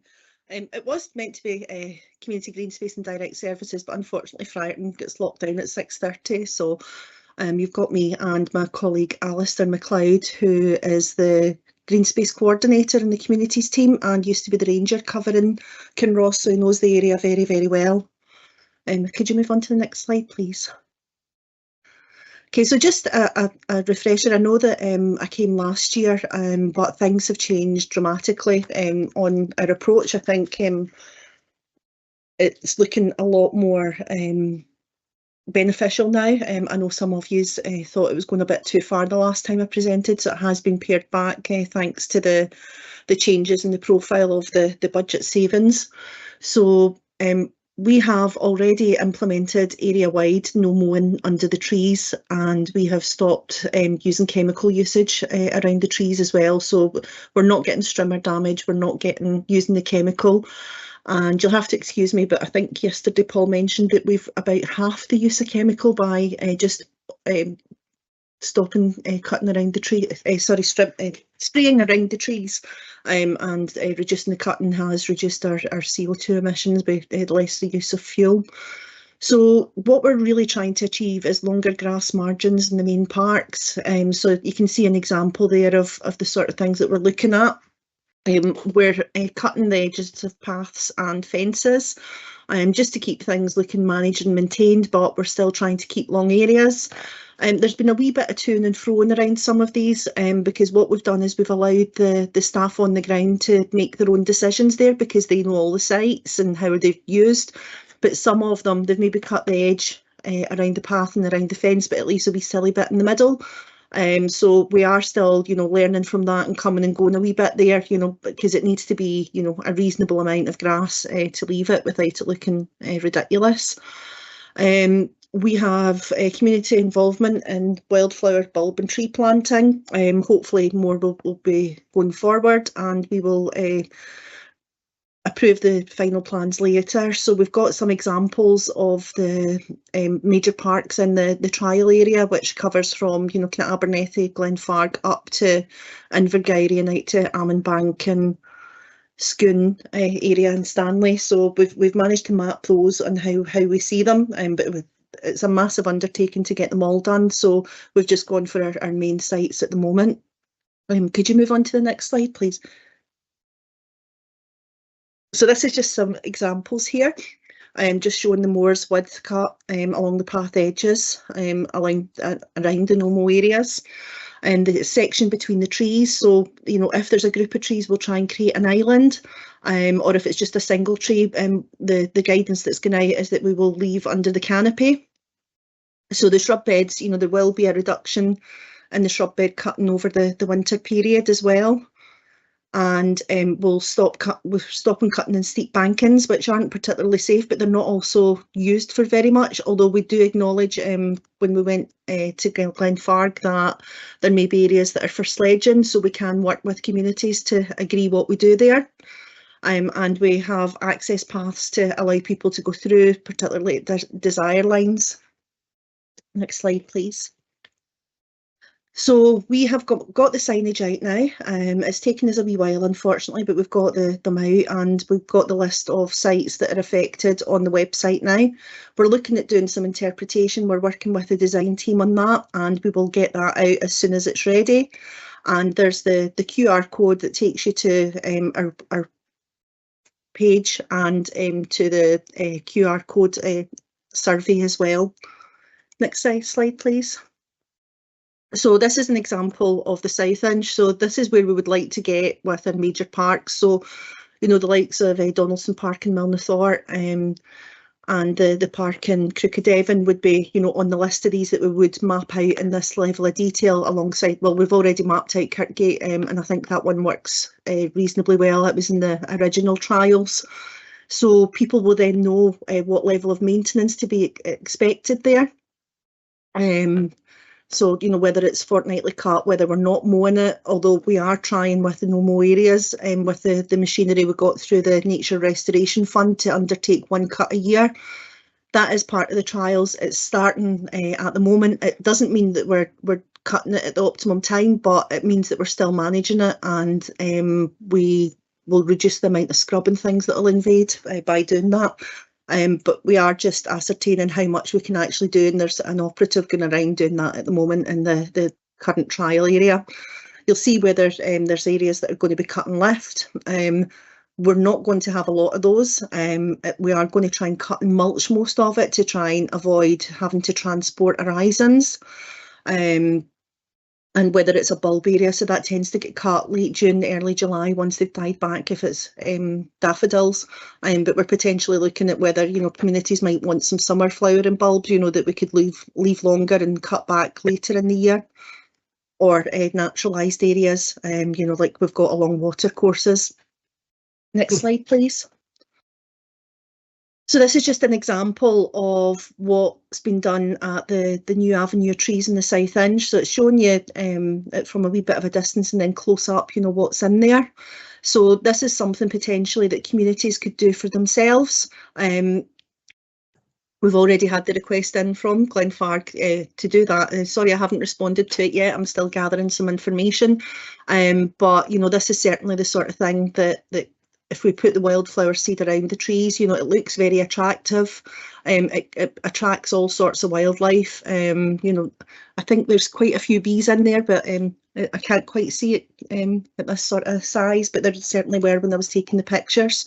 So we did a wee volunteer day with Community Green Space, just to see, you know, what sort of methods we could then replicate with the communities for removing dockings. We don't want to remove everything, but we think, you know, in an area like this, it makes it look much more attractive. Okay, next slide, please. So these are just some other examples of where we think it's working well. So this is Darnhall Park in Craigie. It was one of the original trial sites, so it's had a couple of years to establish, and you know, it's working well. It's got the paths, there's plenty of space for kids to play, you know, in the play area and informally, or there's a small kickabout area as well that they can play in. And the next one's Sidlock Park in St Meadows. You know, it's much more natural and formal, but there's the dog walking paths there, or just walking paths for people to go through. And, you know, it's looking really nice, the grasses as well. So it was actually one of the local biodiversity ambassadors that got in touch with that photo to show us it. Okay, next slide, please. So this is in North Muirton, so it's more of a housing area. And again, you know, we've kept plenty of space for people. You know, there's again dog walking areas. The paths are kept clear as well. So I think that's another good example of how it can be applied in housing areas. Next slide, please. So this is just some of the things that have been happening. So along with, it's not all about grass. So we've been planting trees. I think we planted over 2,000 trees last year. Some of these were with community groups. They were all native or fruit trees as well. And there was a day with volunteers actually doing the tree planting as well. So I think that's something that we really do want to replicate to make our money go further, you know, to work with communities to get the planting done. And putting it alongside the burn actually helps stabilise the bankings and prevent further erosion, you know, especially with the increased waterfall that we've got with all the floods and things that we're having these days. So that it has more than just the benefit of capturing carbon, it stabilises the water courses as well. So next slide, please. Okay, so this is the sort of thing that we've been doing up at West Bank. So we changed our production from bedding in baskets. We're now growing our own trees. We got rid of old polytunnels and we re-levelled all the ground and prepared that for keeping the trees in. We are gathering seeds and cuttings from our own sites as well as the stuff that we're buying in, so that it's all going to be locally sourced and grown going forward, or as much as possible unless it's some kind of specimen that we need. So this is examples of pollinator planting that we've done. So this was Needless Road in Perth, which used to be a floral display, and Barrack Street just opposite the police station. So, you know, we've been doing a lot of that as well. Next slide. So this is just the other service changes that have been made. So we've reduced sports pitch marking. We'll have reduced litter on the no-mow areas, but if someone does report litter, operations will still attend to that within the timescales within the EPA. There'll be a reduction in leaf clearance. It may damage some grass areas, but that's something we can keep an eye on. And as mentioned earlier, the reduction in the shrub pruning. Next slide, please. So just any questions now? I brought Alistair along because, you know, we're wanting to speak with you because we thought you were very keen in the biodiversity and working with us going forward. So we were thinking that maybe we could direct you to our webpage of maintained areas, and maybe a meeting on site or a future meeting, we could get some ideas together on what sites you might think this would be applicable to. We do need to reduce about 30% of the grass cutting to achieve the reductions in staff, but we're very keen to work with communities and take forward if there's any areas that you would like to get some tree planting done, some pollinator planting where you might like to put some wildflowers down. And Alistair's team, the rangers and environmental initiative officers are there to help support that. Thank you, Leslie, and that was brilliant. Willie wants to Willie first for a question. Okay, thanks, Leslie. And I've got a couple of questions. First of all, in the past, I've had complaints about council-owned land which is looked after, and weeds blow from that land into people's gardens, and especially when you keep gardeners get really cross about it. It's happened in Donaldson Park and the banking you were talking about. So what's the position on that if it's allowed to grow wild? And I'll let you answer that first and I'll come back with my second question. Okay, well, some people see them as weeds, but we're seeing them as wildflowers that act as pollinators. Unfortunately, it's just one of the side effects of it. We can't remove every wildflower, or we're going against, you know, because dandelions, you know, they've got value, daisies, buttercups, but some people see them as weeds. But things like roseberry willowherb, I mean, a banking of that can create millions of weeds like blow into people's gardens to get really cross.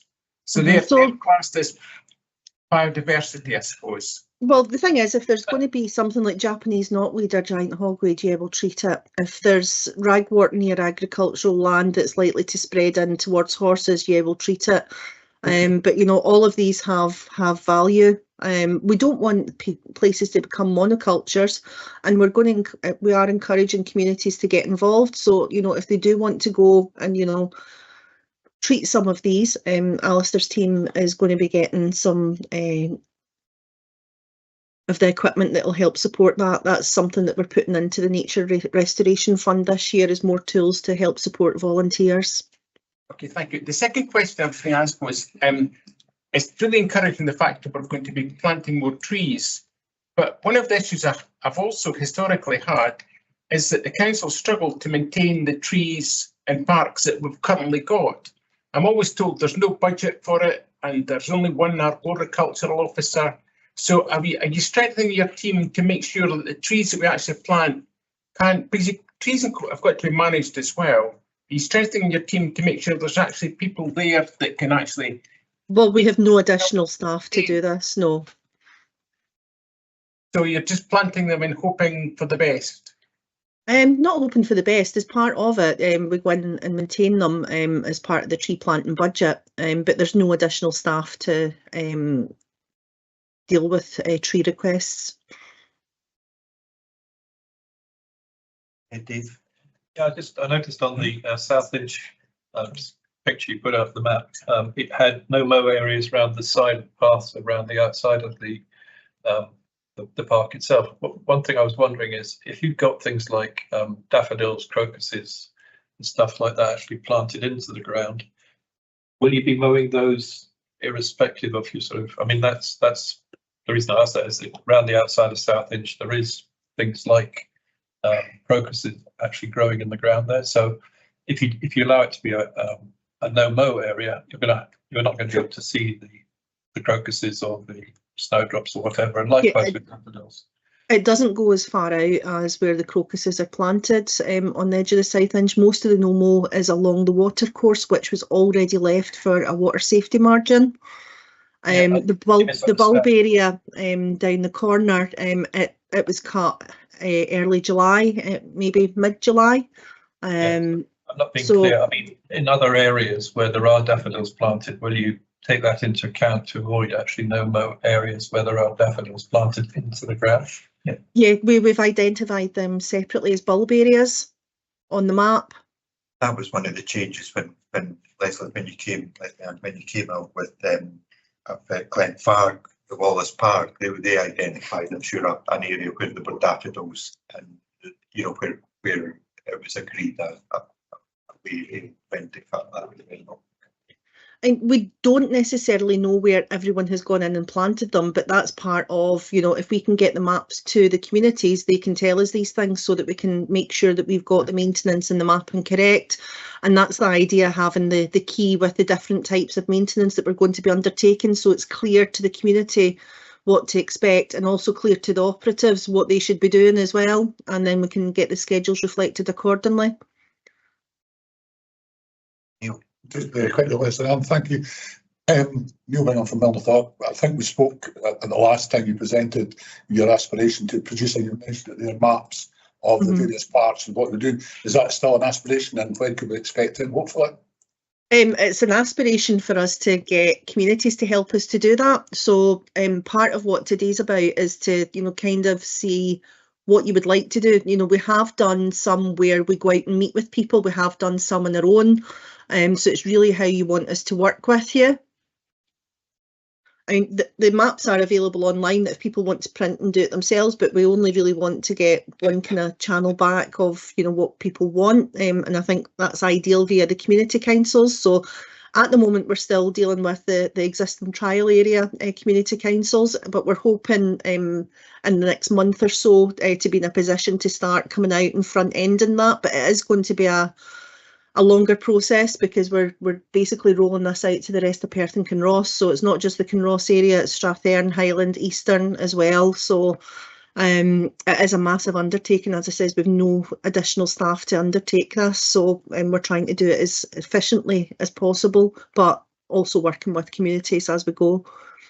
Yes, sorry, my understanding from the initial presentation you did was that you were going to produce maps saying this is what our intentions were, and then we could come back to you and say, well, yeah, we agree, or no, we would like you to move, or to. Well, we can do either way. We can make a map, but you can also take a blank map and say we think this is appropriate. Where do we download these maps from? There's a link on the website I can get to you. But if there's anyone who's unable to print them, we can get them printed. If you select the sites for us. Website is Grow Wild. Okay, so what is it? It's Grow Wild. Well, no, it'll be the maintained open space layer on the page. I can get it emailed though after this. Leslie, I'll get it. Yeah, great. Any other Yeah, thanks very much for that. Sorry I missed the walk round at Glenfarg. I think I'm sort of half signed up to it, in that it does actually look quite good when it's done properly, and it has the potential to look quite stunning. But I think the cutting periods are too long, so what you end up with is just a great big field of hay rather than a cut area, and it means that the biodiverse areas don't stand out anymore, and the kids can't run about because they're knee deep in grass, and the kids can't play football. The dogs come in covered in green stuff, so I think there could be more attention paid to that. And there are some residents, and I would be one as well, if I was next to one of the areas, who've taken it into their own hands and they're cutting the area because they don't want dandelions in their monoculture, because they spent best part of 50 years looking after the lawn and whatever, and aren't quite ready to give it up yet. So I think there has to be some give and take, and bringing people along rather than just saying you'll just have to live with the dandelions or whatever. So I think you're going in the right direction, but you're still a wee bit of taking people along with you yet. We did, I think, when we done the walk around at Wallace Park, there's the strip up the up from the tennis court going up, it was agreed actually to change the cut, and cut that more, and there were other areas too. I think that all looks good. I think the bits that are indicated as being biodiverse, when the grass is actually cut and it stands out, it looks really good. But when you get the grass cut and all it does is replaces you with knee deep grass that's going to rot down and stuff like that, it doesn't look as good. So, and I do take it that it's been warm and it's been wet and the grass has been growing fast, but we have to cut our grass a wee bit more often in these sort of circumstances. Yeah, there were problems. Unfortunately, Paul's had to go, but there were problems, particularly in that squad area. And that wasn't Grow Wild particularly. It was sickness, people leaving, that sort of thing. At one point, they were operating with one member of staff to cover all the way from Invergary down to Bridge of Erne and Glenfarg. So that wasn't ideal, and it wasn't an ideal start. And the grass growth was unprecedented. And I know there were particular issues in Glenfarg, around the play equipment where the people didn't understand exactly what it was getting. So there have been some teething problems, but hopefully that's been addressed now. And I think it's appreciated that you've been out spoken to the guys and whatever. Communication's important. That's the feedback that I get from folk. It could be good, but it's a mess at the moment because. Alistair, do you want? I was just going to chip in. I was just going to say one of the things that we're obviously looking at in the communities team is we have our sort of rangers on the ground and our environmental initiatives officers. So one of the things we are actually looking at is how we can work with communities like yourselves to improve these areas. So that could be us coming in with a machine and sort of roughing up the ground, so volunteers can come in and put seed down. Likewise, giving a bit of colour, allowing that sort of grass to not outcompete the wildflowers because we've given it a bit of a chance. Certainly, that's something we're going to look at. So as this develops in Kinross, we'll be able to sort of work with you to get key sites and then come down and actually try and improve these areas. And then likewise, come the end of the season, subject to sort of volunteers and communities being on board with it, we would be looking to train people up to sort of cut and rake these areas and take the hay off, so that it does actually look at like some sort of meadow management style. But that would be sort of in key sites, areas of parks and open spaces, just to try and give that differential, different look between the grass and the sort of the wildflower areas as well. So that's something that we can keep you all updated on as we progress with that. Can I just come in with just a question on that? The 4 cut and lift machines that would be, are they? I assume it's not. I assume they're motorised and it's not communities that can use them. No, that's for operations to use, so that they can. Originally, when we looked at this, it was going to be no more areas, but what we're trying to do is maintain them to some sort of level. So this year in the trial area, they've got the Amazon Profit Hoppers out just to see what capacity and what we can do, because ideally we'd like to do them once a year, but it's not going to necessarily be at the time of year where it would be optimum for managing them as a wildflower area. But it is still to maintain it within the existing resource that we have there. but it would be cut and mulch in most cases, but they will have capacity to cut and lift in some areas as well. But Alistair's team's got, is it Yep. 4 flails? Yeah, so we've got some small scale equipment, which is basically we have flails which are used by multiple different groups, but for the sort of biodiversity areas, they have a sort of stone barrier which breaks the ground up and creates a seed bed, and then we can put another attachment on it, which is like an old Allen scythe attachment, which is a scythe bar, which allows us at the end of the season to cut that grass and then rake it off for smaller scale areas. So we do have some equipment available for community groups, but that would be on a very much smaller scale for corners of parks and things like that, where you're really focusing on managing these areas for wildflowers as well. Thank you. Thank you. Any Dave's panicking here because I think we're going on. Is there any other final questions or comments? Leslie and Alistair, thank you very much for that. We'll certainly, I hope as elected members, we'll keep encouraging within community councils and the community councils with this. Thank you. Okay, thank you. Thanks. Okay, so we've got 5 items left on the agenda and we've got 5 minutes left on the clock. So I'm going to ask Lee to, I think he's leaving on 4 of the 5. So if you want to go into them very briefly, just a brief update on Glengarry Primary School, the financial update, local development plan, and the Community Investment Fund and Action Partnership. If you could do that very quickly. Yeah, so in relation to the Glengarry Primary School, Sarah Kivitt's on the line, and as training program officer will give us a quick update on where that is.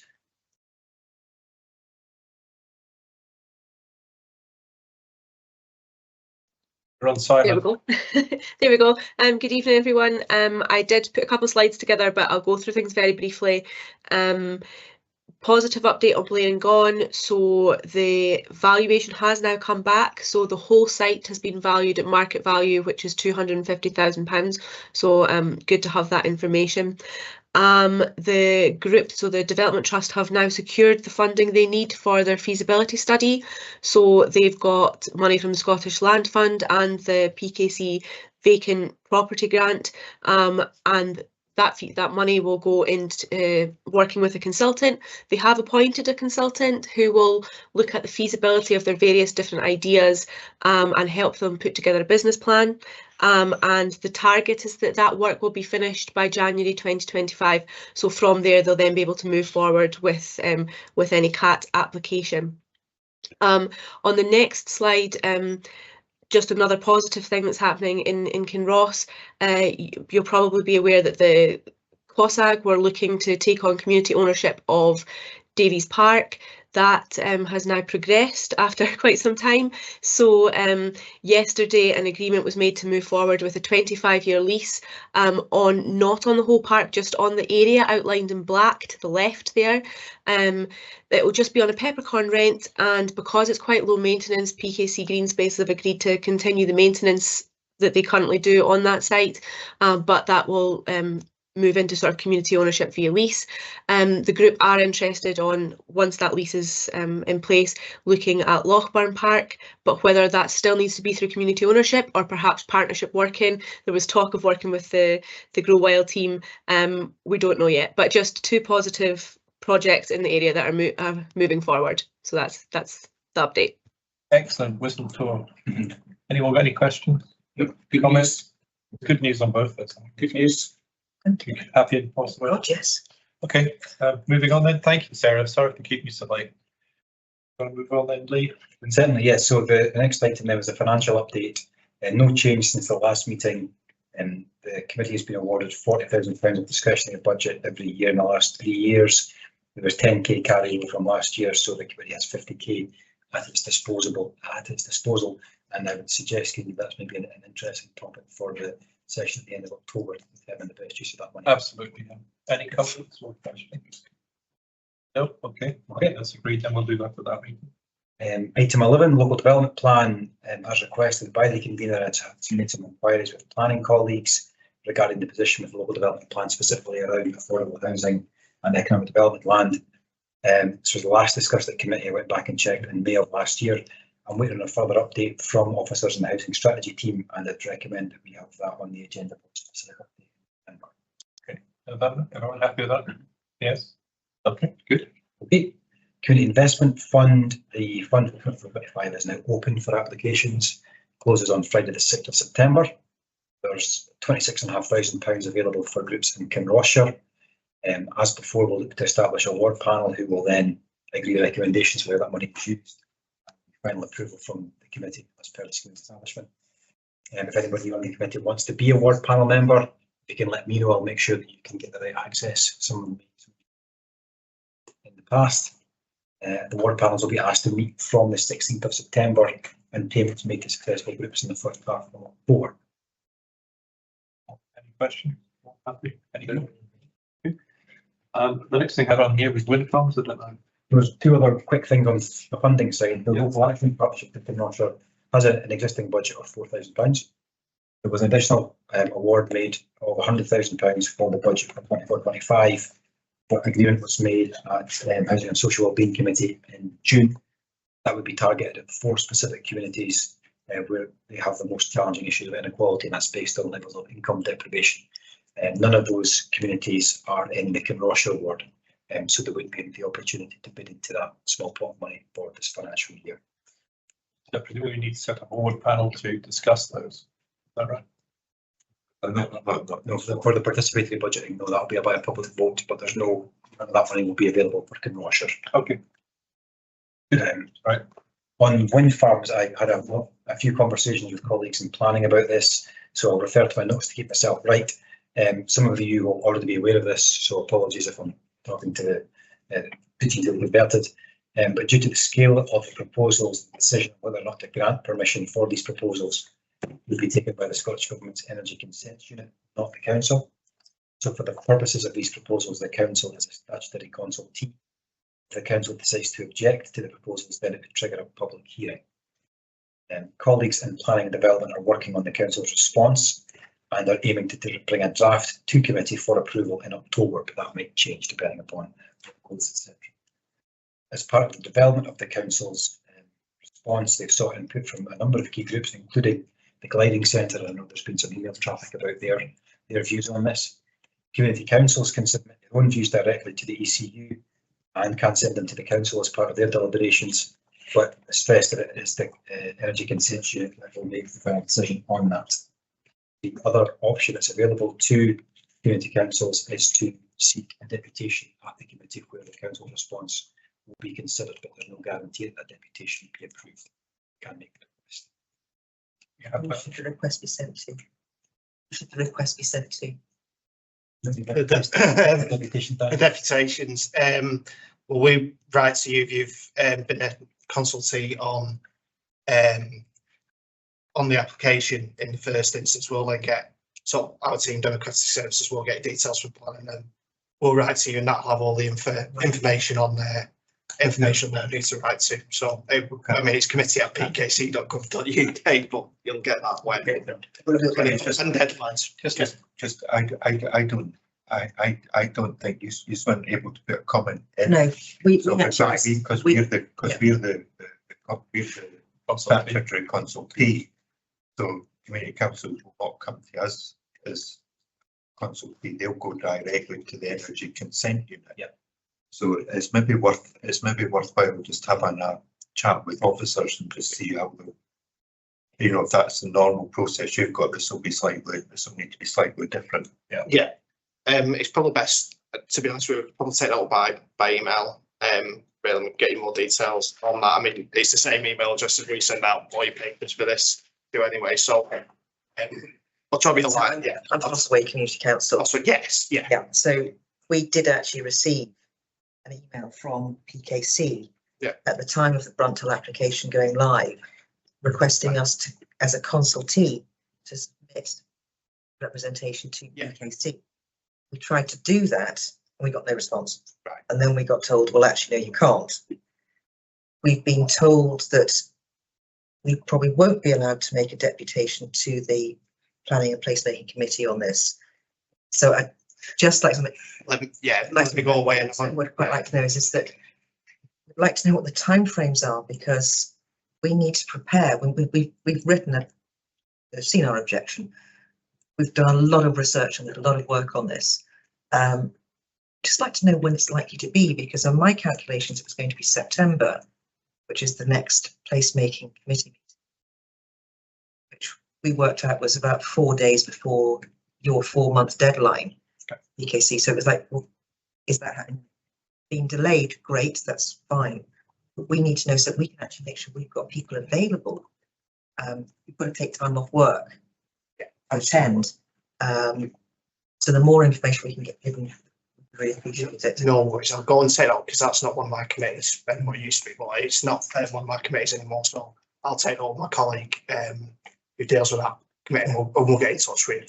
Brilliant, thank you very much. Looking ahead at the committee planner, there's a meeting scheduled for the 9th of October. Okay. So I'm assuming that's the one that my colleagues are referring to. And it's 9:30 until 1 o'clock. Yeah. Okay, thank you for that. Any other questions or comments on that? We'll have you right. The last thing on the agenda was the transport forum. I've only really put this on just to confirm officially that we're happy that the Kinross-shire Community Transport Forum should be a subgroup of this group, because we agreed that at the last meeting, but I think it needs the approval of the committee to agree that that's what's happening. I will be sending out a date at some point for the next meeting.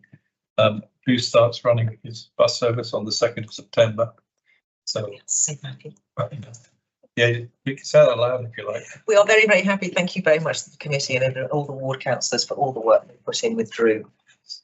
Just a wee bit anxious because of the road works. Yeah. To start on a day when there weren't major vehicles. Oh, you're never going to do that. It's going to be happening. We'll probably set the next forum sort of a month after or something. We can start talking about who's next acquisition. Takeover of Russia. Anyway, if anyone else, anything else they want to raise, we're all happy. I'm sorry we're 5 minutes late, but thank you very much for attending. Thank you.